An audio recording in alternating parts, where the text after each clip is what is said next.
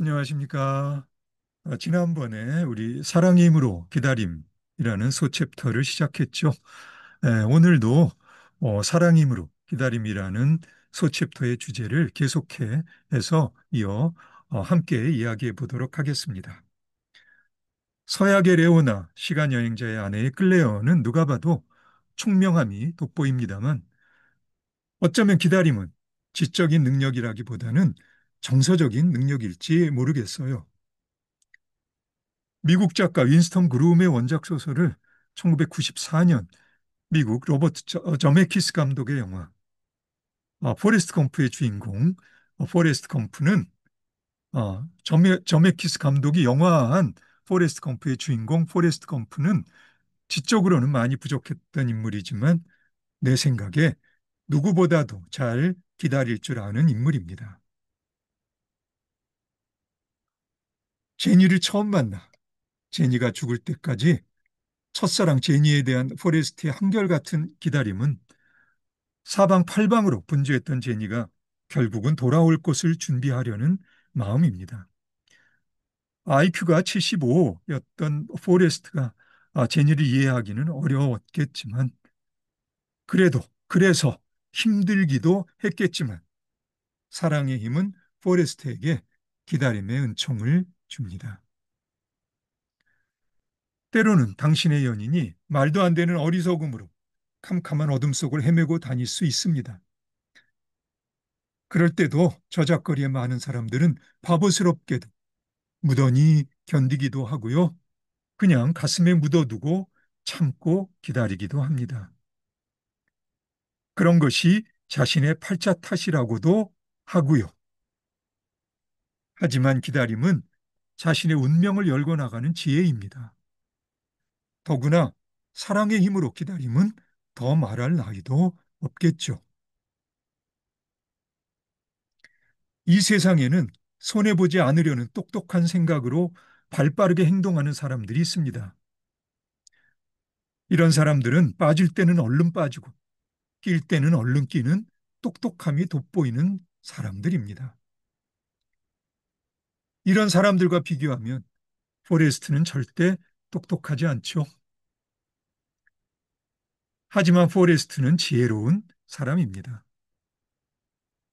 연인에게 가는 버스를 기다릴 때나 학교에 간 아들이 타고 올 버스를 기다릴 때나 포레스트에게는 기다리는 시간의 값어치를 계산하거나 손익을 따지면서 머리 굴리는 따위의 번다함이 전혀 없습니다. 그저 기다릴 뿐이죠. 사랑하는 마음으로 기다릴 줄 아는 포레스트의 발치께에 하얀 깃털처럼 천사의 은총이 내려앉습니다. 테스로 잘 알려진 영국 작가 토마스 하디가 1874년에 발표한 원작을 덴마크 출신의 감독 토마스 빈터베르그가 2015년 영화화한 성난 군중으로부터 멀리는 이런 맥락에서 흥미롭습니다. 하디의 원작을 1967년 존 슬레진저 감독이 영화화한 버전도 있습니다. 사실 이 영화 제목에는 좀 모호한 데가 없지 않습니다. 영화에 성난 군중은 나오지 않고요.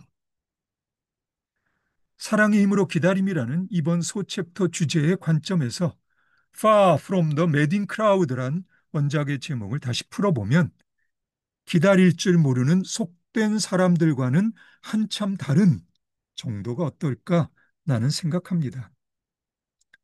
예, 그냥 내 생각입니다. 이 영화는 1870년 무렵 영국 남서부에 위치한 도시 도체스터 외곽 웨더버리 농장의 주인 바세바란 여인의 남성 편력을 다루고 있습니다. 일 잘하고 건실한 가브리엘, 부유한 이웃 농장주 볼드우드, 바람둥이 군인 트로이 등의 남자들이 그녀에게 구원합니다. 바세바는 트로이와 결혼한 후 헤어지고요.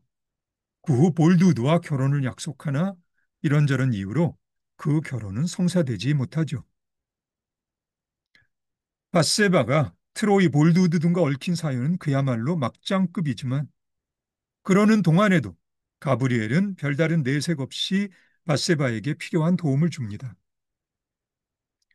바세바를 가운데 놓고 트로이와 볼드우드는 결국 서로 죽고 죽입니다. 그래도 가브리엘은 그저 묵묵히 기다립니다.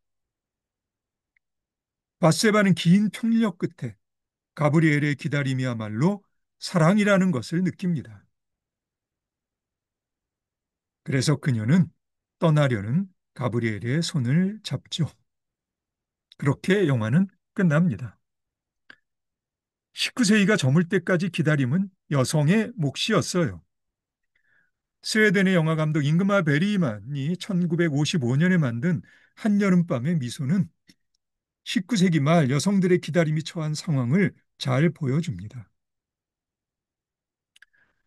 부인과 사별한 중년의 변호사 프레드릭은 나이가 한참 어린 안네와 결혼합니다.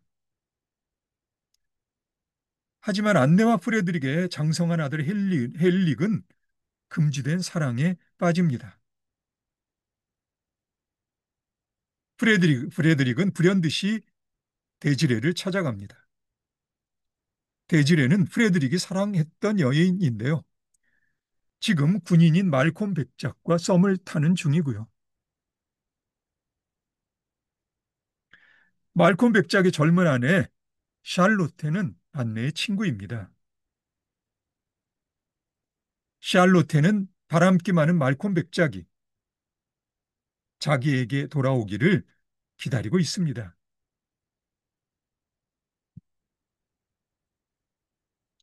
말콤 백작, 아내 샬롯테가 프레드릭과 썸을 타는 걸로 오해하고는 프레드릭에게 처절한 굴욕을 줍니다. 그리고 정신을 차린 말콤 백작은 샬롯테에게 돌아가고요.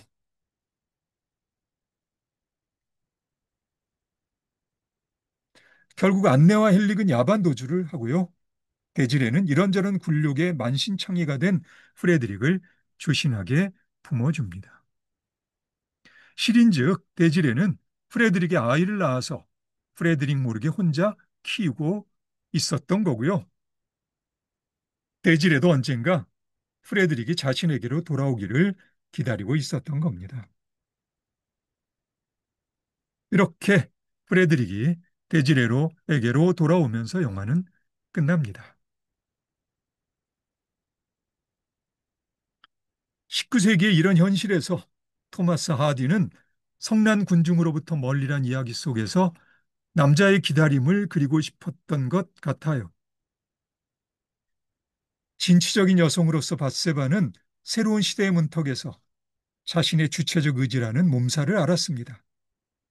그리고 그런 그녀를 군소리 없이 기다린 가브리엘은 정말로 시대를 앞서 태어난 남자라 할 수 있죠. 한여름밤의 미소에서 권총으로 러시안 룰렛을 했던 프레드릭이나 말콤에게 여자는 모험이 끝나고 난 후 언제든 돌아가기만 하면 되는 장소였습니다. 그 장소에서 기다리는 것이 여자의 역할이었고요. 그리고 그렇게 이 남자들은 여자들에게로 돌아가면서 영화는 끝나요. 자, 이렇게 영원히 계속될 것 같던 19세기도 끝나고요. 어느새 20세기도 다 가고요. 21세기가 벌써 여러 해가 지났습니다. 이제 한 가지는 분명하겠죠. 사랑의 힘으로 기다림은 남자와 여자 모두의 몫입니다. 물론 에베레스트에 도전하는 알피니스트의 아내를 생각하면 무조건 기다림을 미화하기도 어렵습니다. 노르웨이 출신의 감독 에리 포페가 2013년에 감독한 1000번의 굿나잇을 떠올려 보세요. 이 영화의 여주인공 레베카는 종군 사진 기자입니다. 자살 폭탄과 흩날리는 총탄이 일상인 현장에서 죽음 또한 그녀의 일상이죠. 문제는 그녀에게 가정이 있다는 겁니다. 집에 있는 남편과 두 딸은 그녀가 무사히 돌아올 때까지 걱정 가득 찬 기다림 외에는 뾰족한 수가 없습니다. 사실 목숨을 걸고 높은 산에 오르는 알피니스트들이나 종군 기자들은 가급적 연애를 삼가는 게 좋겠습니다만, 그렇지만 그게 어디 사람 마음대로 됩니까? 일단 연인이 알피니스트라거나 종군 기자임을 알고서도 연애를 하는 사람들에게 그래도 믿을 것은 사랑의 힘입니다.